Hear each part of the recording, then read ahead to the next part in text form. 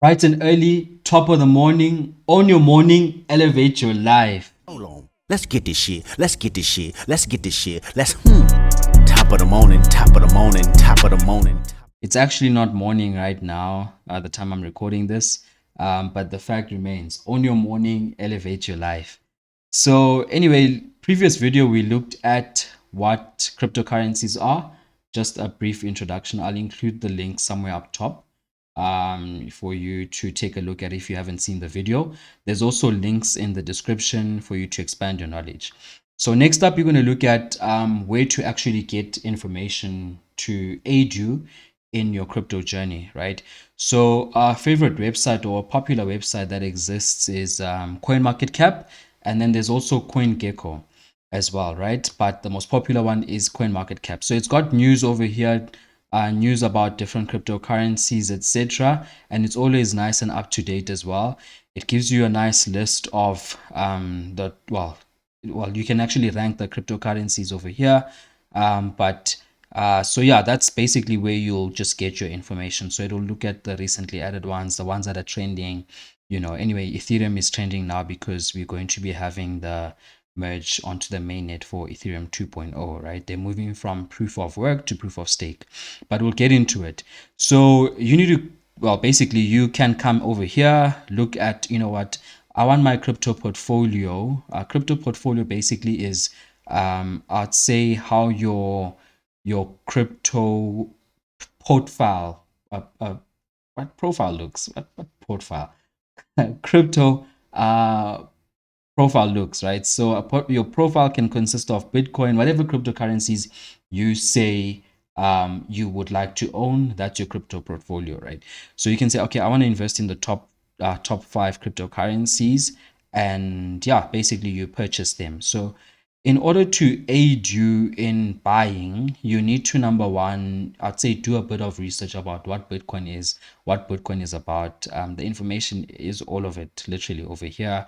Ethereum as well. You can go on Twitter. There's a lot of Twitter pages as well, but you can follow me on Twitter as well to get information about different cryptocurrencies. I will be a little bit biased because there's cryptocurrencies that I prefer, that I'm invested in. So I'm going to talk about, I'd say, my top 5 cryptocurrencies, right?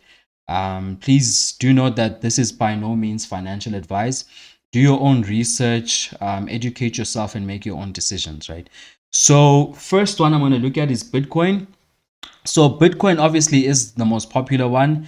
It is the start, or where cryptocurrencies actually started. So Bitcoin is a cryptocurrency. It is not an alternative to cryptocurrency, because I see that that's a mistake that a lot of people actually do make. So it is a cryptocurrency, just like Ethereum is a cryptocurrency, Tether USD, or whatever. So my top 5 are Bitcoin, Ethereum, Cardano, Shiba Inu, as well as Dogecoin, right? So that's Bitcoin, Ethereum, Cardano, which is number 8. I've got Shiba Inu, which I'm very, very bullish on. I've then got Dogecoin, which is number 10, right? So that's what I'm invested in, and that's what I predict will go up, right? But please do note again that crypto isn't a get rich quick scheme, and you do need to do research, etc. So basically, how to rank cryptocurrencies, right? So cryptocurrencies are ranked using the market capitalization, right? Market capitalization is like a GDP, right? It's a number of coins in circulation times the actual price per coin. That will give you a total market cap. So if you say Bitcoin is going to, for example, reach 10 million rand, so you're going to say 10 million times the circulating supply. I think it's 21 million Bitcoins that are out there, right? Yeah, 21 million coins, 21 million of Bitcoins that are in circulation. So it will be that 21 million times the 10 million that you say. So that's quite a lot. You can do the maths. I can't do it in my head. Right now, right? It's not the morning. But anyway, so for example, I'd say you need to be realistic about that, right? So whatever number you get, let's say, for example, it's a trillion or whatever, right? Or let's say it's 10 trillion. Let's do the calculation actually. Let's do the calculation. So we said 10 million, right? 10 million times 21 million, if that even will fit over here, right? So that will be million.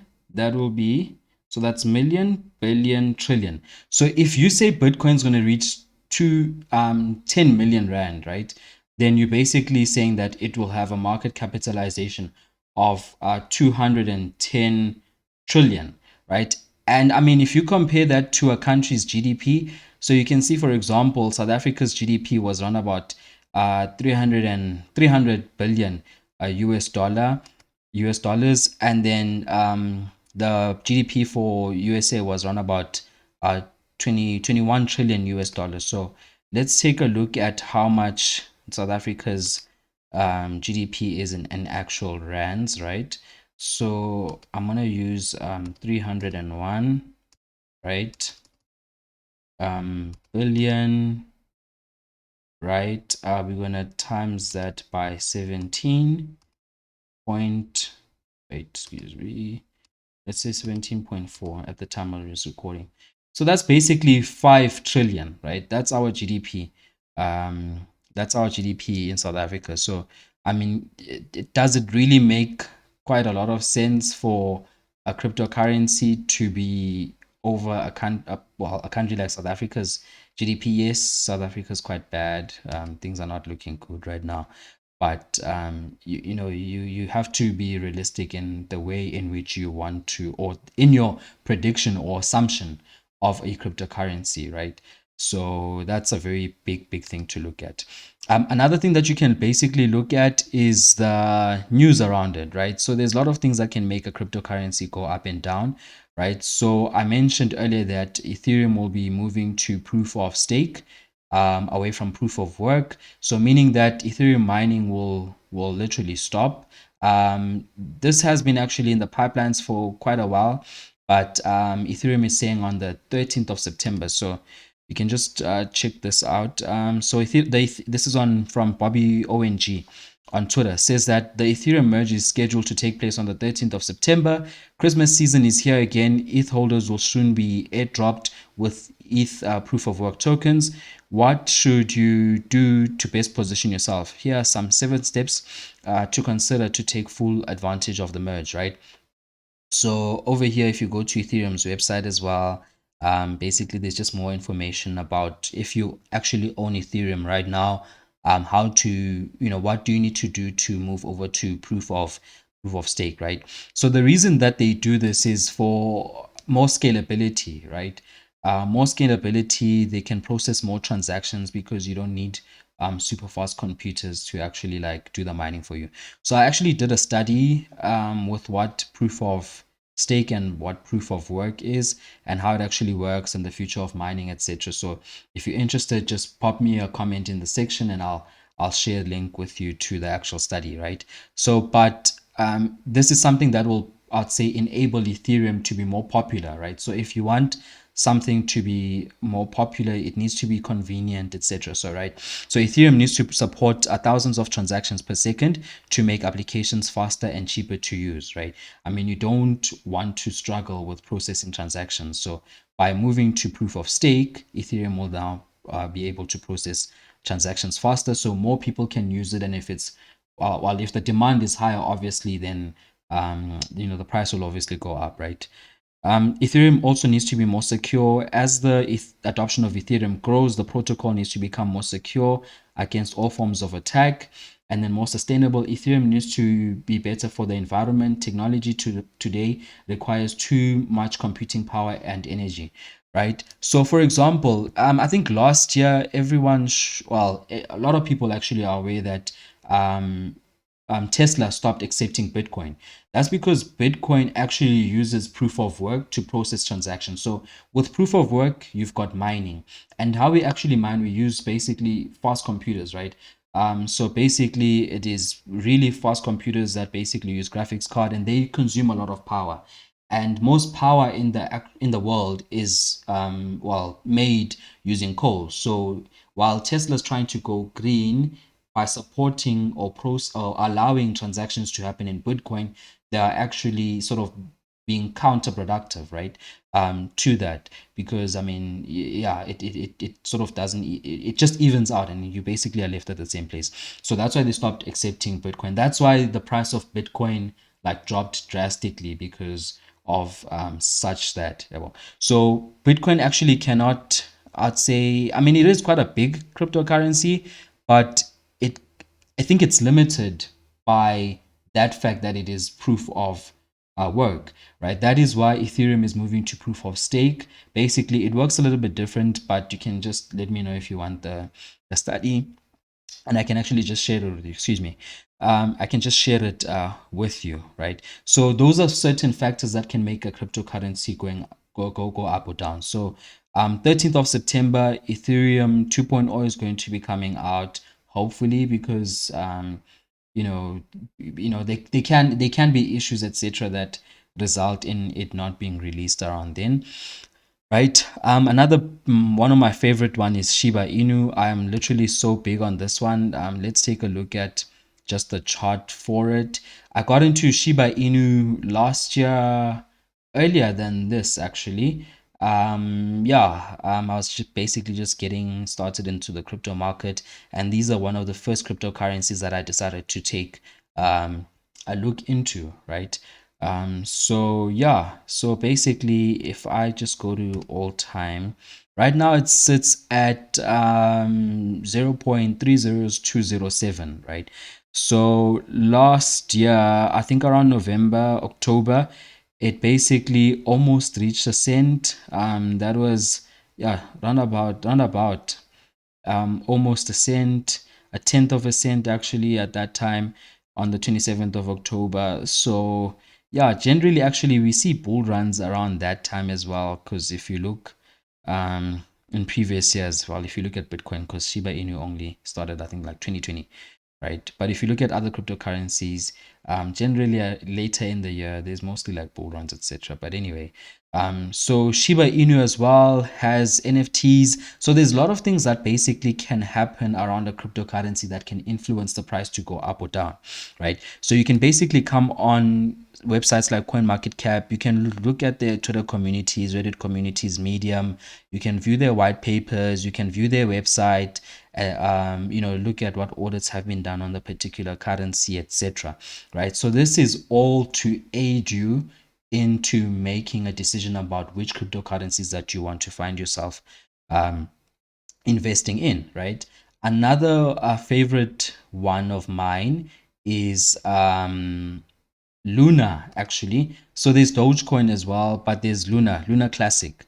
Luna Classic is actually finding itself um, quite going up very recently. It's actually quite up, 11, around about 11% to the day.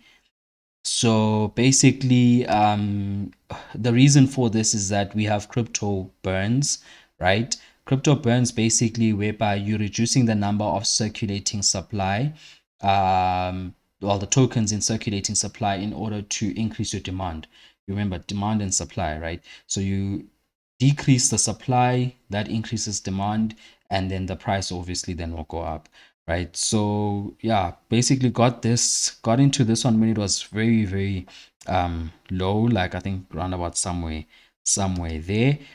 But this is how volatile the crypto space is. So you can see that in April it was around about 1600 and 1700 rands for one Luna, and then due to the depegging from the actual price of the Tether USD, it actually then resulted in the price not being linearly proportional to the USD anymore, right? So that's basically called depegging. It's something similar to what I think USA did in the 1970s to gold. So instead of a crypto or a currency following the price of, I'd say, for example, in that case, it's gold, it it just stopped. So basically, there's a lot of manipulation that goes on, right? But that's a little bit out of the context of the video, right? But that's what happened, and that's why it fell drastically like this, right?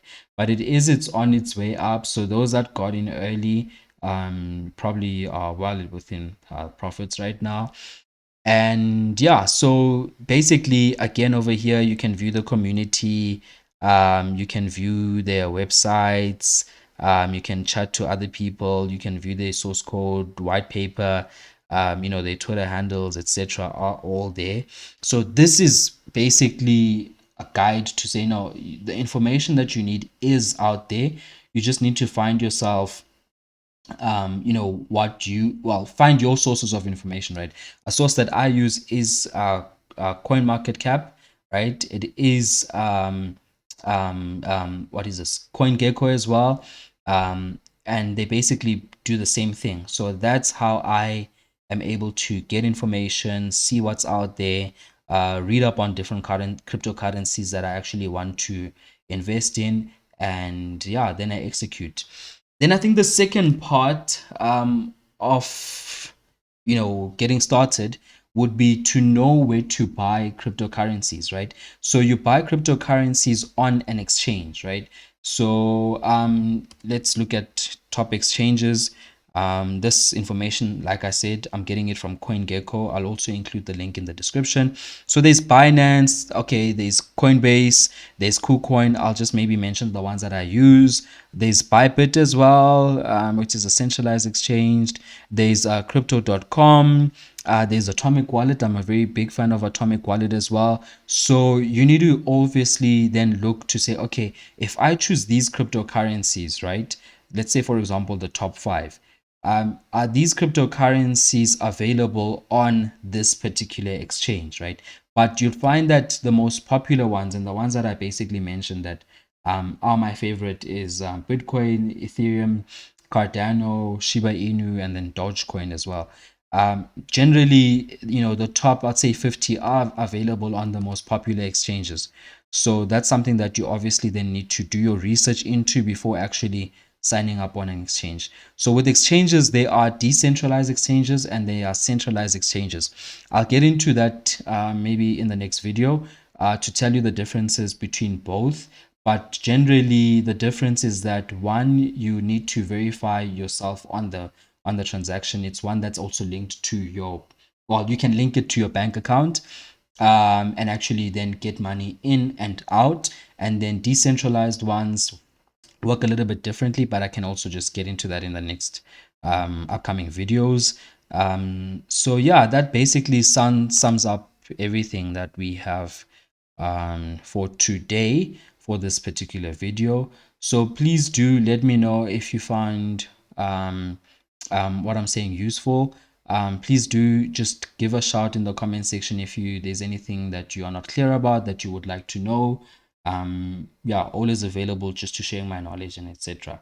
So that's it for today. Hope you got something out of the video. And yeah, cheers then.